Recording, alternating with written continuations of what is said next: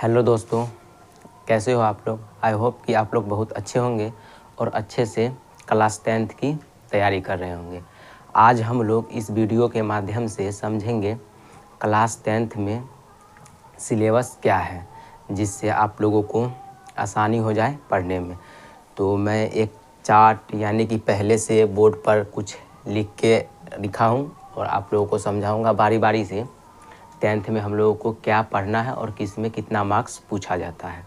तो बेसिकली इस वीडियो में हम लोग समझेंगे सारे सब्जेक्ट के बारे में, किस में कितना मार्क्स का पूछा जाता है। और ख़ास कर मैंने आप लोगों को मैथ सब्जेक्ट के बारे में अलग से बताऊंगा, इसमें क्या क्या पढ़ना है आप लोगों को, किस चैप्टर से कितना पूछा जाता है, ये सब के बारे में हम आप लोगों को बताऊंगा। अगर आप लोग हमारे चैनल पे नए होंगे तो प्लीज़ चैनल को सब्सक्राइब ज़रूर कीजिएगा। अगर वीडियो अच्छा लगे तो लाइक एंड अपने दोस्तों में शेयर ज़रूर कीजिएगा। चलिए हम लोग अपने सिलेबस की ओर बढ़ते हैं। 10th में क्या क्या पढ़ना है। तो आप लोग को सबसे पहले हिंदी होता है, जिसमें आप लोगों को 100 मार्क्स का पूछा जाता है। हिंदी में कितने मार्क्स रहता है? 100 मार्क्स का रहता है। और एक होता है अंग्रेजी, ठीक है, इंग्लिश। इसमें भी आप लोगों को 100 मार्क्स का पूछा जाता है। तो ये तो क्लास 10th के लिए कंपलसरी सब्जेक्ट नहीं है, इसमें बिहार बोर्ड इसका मान्यता नहीं दिया है और इसका मार्क्स भी नहीं जुड़ता है, इसलिए हम लोग इसको इग्नोर कर देते हैं। लेकिन आप लोग इसको इग्नोर नहीं कीजिएगा, इसको पढ़ना है, ठीक है, आगे चल के काम आता है। तो अगला आता है संस्कृत। इसमें भी आप लोगों को 100 मार्क्स का पूछा जाता है। उसके बाद एक सामाजिक विज्ञान है, ठीक है। सामाजिक विज्ञान के अंतर्गत हम लोगों को 4 सब्जेक्ट पढ़ना होता है। कितना सब्जेक्ट? 4 सब्जेक्ट। इसमें एक होता है नागरिक, अर्थशास्त्र, इतिहास और भूगोल। ये चारों सब्जेक्ट मिला के हम लोगों को 70 मार्क्स का पूछा जाता है। कितना मार्क्स? 70 मार्क्स। बाकी बच गया आप लोगों का 30 मार्क्स। कितना बच गया? 30। ये मार्क्स प्रैक्टिकली जो आप लोगों को स्कूल में दिया जाएगा, प्रैक्टिकली के दौरान जो आप लोग लिख के दीजिएगा, उसके दौरान ये 30 नंबर आप लोगों को स्कूल के द्वारा प्रोवाइड किया जाएगा। अब आगे बात करते हैं हम लोग विज्ञान की। तो विज्ञान में हम लोगों को भी 70 मार्क्स का पूछा जाता है। 70 मार्क्स में से इसमें भी 3 सब्जेक्ट होता है। एक होता है भौतिकी, जिसको हम लोग फिजिक्स बोलते हैं, एक होता है रसायन शास्त्र, जिसको केमिस्ट्री बोलते हैं, और एक होता है जीव विज्ञान। ये 3 सब्जेक्ट मिला के 70 मार्क्स का पूछा जाता है।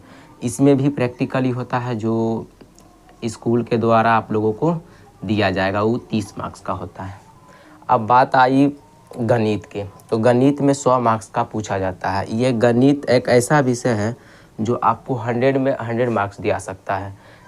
100 में 99, 98, 97 इतना मार्क्स आप लोगों को आ सकता है।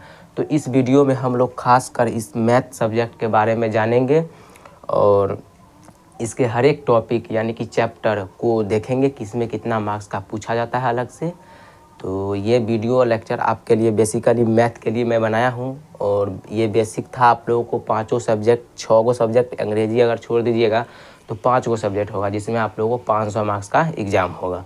तो ये सब आप लोग समझ गए होंगे, इतना सब्जेक्ट होता है और इतना पढ़ना है। तो इस वीडियो में हम लोग स्पेशल मैथ की ओर बढ़ते हैं। इसमें हम लोग डिटेल से समझेंगे किस चैप्टर से कितना मार्क्स का पूछा जाता है। तो अब हम लोग बात करने वाले हैं गणित विषय के बारे में। गणित, इसमें हम लोगों को क्या क्या पढ़ना है चैप्टर। तो मैं अपने अनुसार एक board per unit by unit करके बनाया हूँ। आप लोगों के बुक में ऐसा करके दिया होगा। जैसे आप लोगों के बुक में होगा वास्तविक संख्या, बहुपद, 2 चर वाले रैखिक समीकरण, द्विघात समीकरण, समांतर श्रेणी, ऐसे करके चैप्टर बाय चैप्टर दिया होगा। लेकिन मैंने इसको एक कैटेगरी वाइज बांट के इसको बनाया हूँ। जैसे यूनिट 1 मैंने लिखा है संख्या पद्धति, ये देख के आप लोग घबरा गए होंगे। उसके बाद लिखा हूँ यूनिट 2 जिसमें लिखा हूँ बीजगणित, ठीक है। उसके बाद यूनिट 3 जिसमें लिखा हूँ त्रिकोणमिति। और भी 1-2 है, इस बोर्ड पे स्पेस नहीं होने के कारण मैंने यहाँ पर नोट नहीं किया हूँ। इसको समझाने के बाद इसके बाद मैं आपको यूनिट 4, यूनिट 5 करके समझाऊँगा और सारे चैप्टर। तो आप लोगों को पता है गणित कितना नंबर का होता है? 100 नंबर का पूछा जाता है और यह एक स्कोरिंग सब्जेक्ट है जिसमें आप लोग 100 में 100 अंक ला सकते हैं अगर अच्छे से पढ़ते हैं तो यहाँ हमने सबसे पहले लिखा है यूनिट 1। यूनिट 1 में ए करके लिखा है, यहाँ पर देखिए आप लोग ए, यहाँ पर लिखा हूँ संख्या पद्धति। तो संख्या पद्धति के अंतर्गत बहुत सारे चैप्टर आते हैं, जिसमें आप लोगों को क्लास 10th में सिर्फ पढ़ना है वास्तविक संख्या। क्या पढ़ना है? वास्तविक संख्या।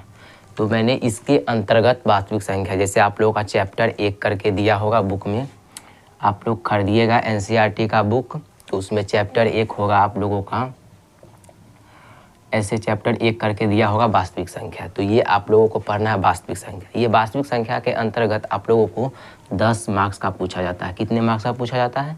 10 मार्क्स का पूछा जाता है। तो ये आपका चैप्टर 1 हो गया वास्तविक संख्या, जो आपको 10 मार्क्स का पूछा जाता है। अब बात आती है यूनिट 2। यूनिट 2 के अंतर्गत पढ़ना है हम लोगों को बीज गणित। बीज गणित के अंतर्गत बहुत सारे टॉपिक पढ़ना होता है, जिसमें आप लोगों को क्लास 10th में बस यही सारे टॉपिक के बारे में डिस्कस किया हुआ है, इसके अदरवाइज आप लोगों को पढ़ना नहीं है। तो यहाँ सबसे पहले मैंने लिखा है बीज गणित। इसके अंतर्गत आप लोगों को पढ़ना क्या है? इसके बाद वाले टॉपिक में पढ़ना है आप लोगों को बहुपद, जो बीज गणित के अंतर्गत ही आता है। उसके बाद पढ़ना है 2 चर वाले रैखिक समीकरण, इसको भी पढ़ना है। उसके बाद पढ़ना है द्विघात समीकरण, इसको भी पढ़ना है। उसके बाद पढ़ना है समांतर श्रेणीकरण, इसको भी पढ़ना है, जिसको आप लोग शॉर्ट में AP बोलते हैं। ठीक है, तो इसके अंतर्गत आप लोगों को कितना मार्क्स का पूछा जाता है बीज गणित से? तो बीज गणित से आप लोगों को कितना मार्क्स? 20 मार्क्स का पूछा जाता है। तो यहाँ से समझ गए आप लोग, वास्तविक संख्या जो आपका फर्स्ट चैप्टर है, इसमें 10 मार्क्स का पूछा जाता है। और आप लोगों का सेकेंड यूनिट जो आपका दिया होगा चैप्टर 2 बहुपद, चैप्टर 3 2 चर वाले रैखिक समीकरण, चैप्टर 4 होगा द्विघात समीकरण और समांतर श्रेणी। ये चारों को हम लोग बोलते हैं बीज गणित। तो आप लोगों को बीज गणित से पूछा जाएगा 20 मार्क्स का। अब नेक्स्ट यूनिट के बाद पहुंचते हैं यहाँ यूनिट नंबर 3 में। तो यूनिट नंबर 3 में आप लोगों को त्रिकोणमिति आता है, जिसमें त्रिकोणमिति में आप लोगों को 2 चैप्टर को डिस्कस करना है। जैसे एक दिया होगा त्रिकोणमिति का परिचय, ठीक है, और उसी में एक दिया होगा त्रिकोणमिति का अनुप्रयोग। ठीक है, ऐसे कुछ दिया होगा आप लोगों को, जिसको हम लोग बोलते हैं ऊंचाई तथा दूरी, हाइट एंड डिस्टेंस। ठीक है, इसका इंग्लिश नेम हो गया हाइट एंड डिस्टेंस, जिसको यहाँ पर हम मेंशन किए हुए हैं। ऊंचाई तथा दूरी एक पढ़ना है और इसमें एक त्रिकोणमिति का परिचय पढ़ना है। इसके बाद जो आपका यूनिट नंबर 4 है, जिसमें मैं बताऊंगा क्षेत्रमिति जैसे पढ़ना है, ज्यामिति पढ़ना है, सांख्यिकी प्रयोक्ता पढ़ना है। तो यहाँ स्पेस होने के कारण मैं यहाँ पर मेंशन नहीं किया हूँ, तो इसको हम लोग रफ करेंगे और आगे इसको हम लोग बताएंगे। ठीक है, तो इससे आप लोगों को कितना मार्क्स का पूछा जाता है त्रिकोणमिति? ये भी आप लोगों को 20 मार्क्स का पूछा जाता है। कितने मार्क्स का? 20 मार्क्स का पूछा जाता है। तो ये आप लोगों को मैंने नहीं बताया था इसमें कितना मार्क्स का पूछा जाता है।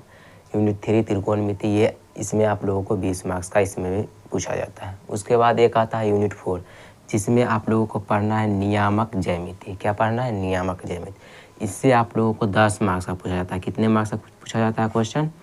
10 मार्क्स का पूछा जाता है। ठीक है, नियामक ज्यामिति यूनिट 4 में पढ़ना है। ठीक है, उसके बाद आता है यूनिट 5। यूनिट 5 के अंतर्गत आप लोगों को पढ़ना है क्षेत्रमिति। अब क्षेत्रमिति में जैसे आप लोगों को पढ़ना है वृत्त हो गया, ये मैं लिखा हूँ वृत्त संबंधी क्षेत्रफल, और लिखा हूँ पृष्ठीय क्षेत्रफल और आयतन, ये पढ़ना है आप लोगों को। लेकिन इसके अंतर्गत जैसे हुआ आप लोगों को घन हो गया, घनाभ हो गया, बेलन हो गया, ठीक है, उसके बाद शंकु हो गया और वृत्त हो गया। इस सब के बारे में आप लोगों को थोड़ा थोड़ा पढ़ना है, जो आपके सिलेबस में दिया हुआ है। लेकिन आपके बुक में जो दिया होगा वो दिया होगा वृत्तों संबंधी क्षेत्रफल दिया होगा, और एक चैप्टर होगा पृष्ठीय क्षेत्रफल और आयतन। इसके अंतर्गत ये 5 जो होता है, ये पांचों के बारे में आप लोगों को पढ़ना है। तो इससे भी आप लोगों को कितना मार्क्स का पूछा जाता है? 10 मार्क्स का पूछा जाता है। ठीक है, क्षेत्रमिति से कितना मार्क्स रहता है? 10 मार्क्स रहता है।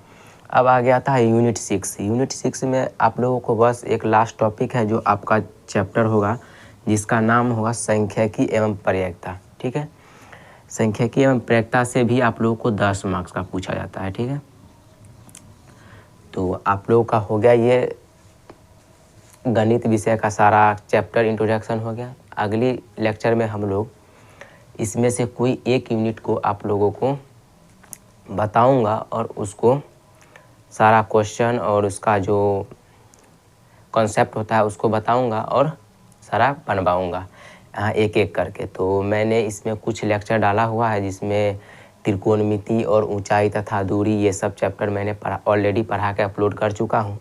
अब आगे के लेक्चर में आप लोग कमेंट ज़रूर कीजिएगा, जो आप लोगों को पसंद होगा वही यूनिट आप लोगों को मैं पढ़ाऊँगा और बिल्कुल फ्री सभी लेक्चर आपको लेक्चर वाइज लेक्चर आपको देता रहूँगा, अपलोड करता रहूँगा। जो भी दिक्कत होगा तो टेलीग्राम लिंक दिया हुआ होगा, उस पर आप लोग ज़रूर ज्वाइन कर लीजिएगा और सारा उसके माध्यम से आप लोगों को इन्फॉर्मेशन दिया जाएगा। ठीक है, तो ये सब था आपका ये गणित क्लास 10th का जो मैथ सब्जेक्ट है उसके अंतर्गत ये सारा टॉपिक आप लोगों को पढ़ना है। आप लोग जिस टॉपिक में जितना ध्यान देंगे वो आपके लिए बेहतरीन होगा। जैसे आप लोगों को पढ़ना है त्रिकोणमिति, इसमें 2 ही टॉपिक है और बहुत ही आसान है। अगर मन लगा के पढ़ते हैं तो सबसे आसान चैप्टर यही माना जाता है। ठीक है, इसमें 20 मार्क्स का आप रहेगा। उसके बाद एक नीचे है यूनिट 6। ठीक है, जो आप लोगों का चैप्टर जो हो, लेकिन यहाँ पर मैंने यूनिट 6 कैटेगराइज में बांटा हूँ, जिसमें सांख्यिकी एवं प्रायिकता आप लोगों को पढ़ना है। इसमें भी 10 मार्क्स का पूछा जाता है। ये भी लगभग आसान ही चैप्टर है आप लोगों के लिए, और ये दोनों आप लोगों का टॉपिक बहुत आसान है। एक हो गया पहला यूनिट, जो ये जगह नहीं था इस पर नहीं लिखा हूँ। पहला यूनिट में मैंने आप लोगों को बताया था वास्तविक संख्या पढ़ना है। ठीक है, तो हम लोग फर्स्ट यूनिट से ही स्टार्ट करेंगे और वास्तविक संख्या को पढ़ेंगे। तब तक के लिए हम लोग वीडियो को स्टॉप करते हैं। अगली लेक्चर के माध्यम से नेक्स्ट वीडियो में आप लोगों को नए यूनिट के साथ मिलेंगे। ठीक है, थैंक यू।